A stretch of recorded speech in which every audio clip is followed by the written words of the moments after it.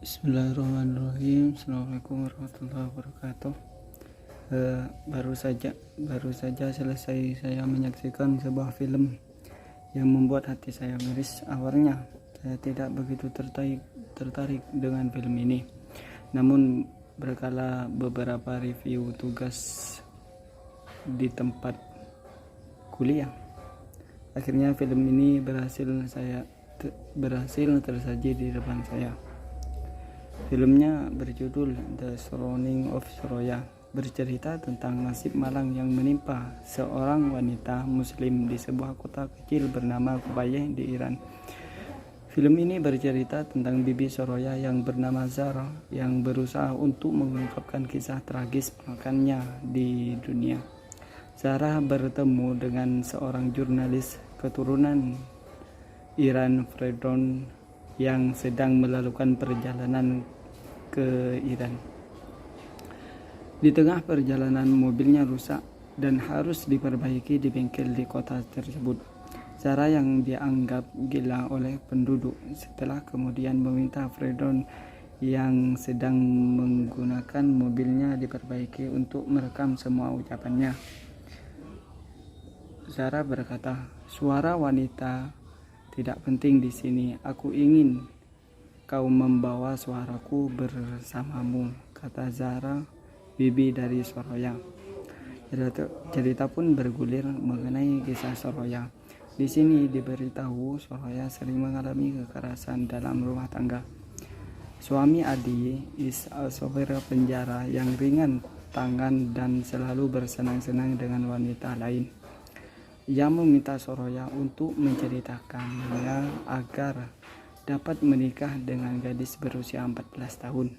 Soroya menolak permintaan tersebut. Ali tetap berusaha mencari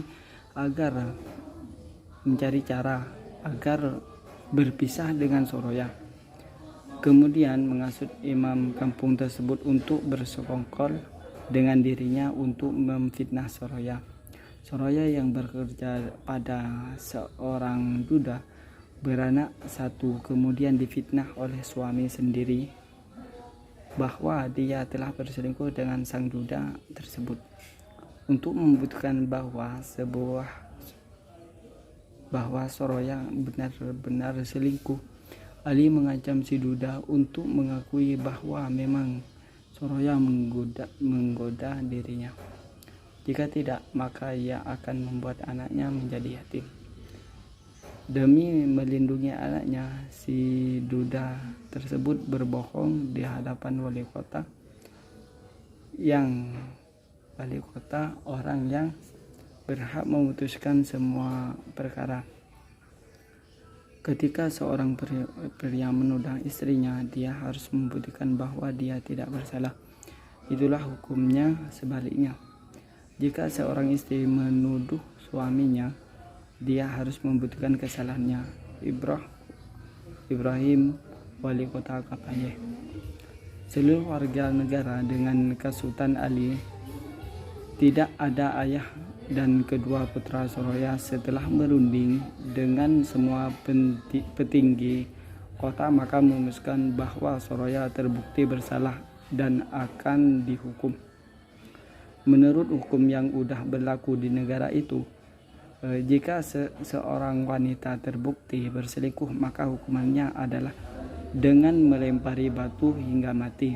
Zara yang berusaha mati-matian untuk membela ponakannya tidak dapat berbuat apa-apa. Ya jelas, semua perempuan bersalah dan semua laki-laki tidak bersalah, kata Zara. Soroya dikubur setengah badan hingga batas pinggang dan tangan ke belakang. Satu orang melempari dirinya dengan batu. Soroya yang malang akhirnya tewas di tangan para tetangga dan keluarganya sendiri.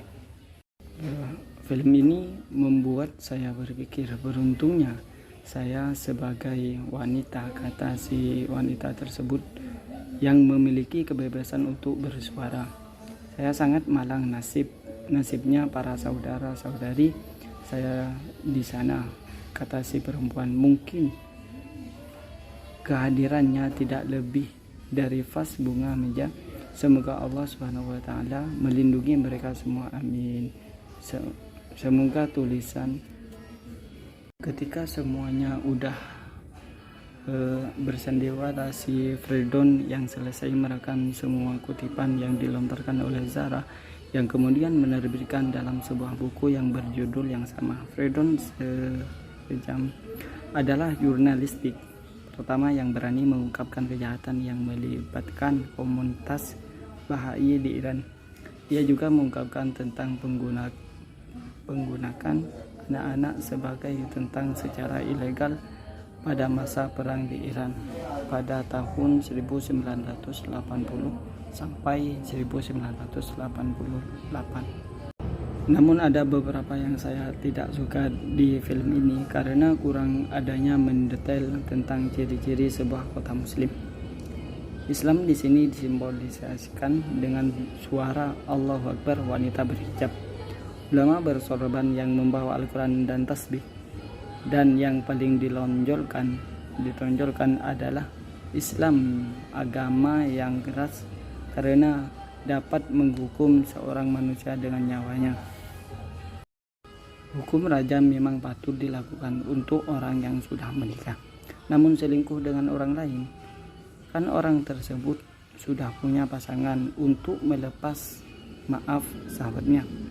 Pernikahan pun bukan hal-hal main-main.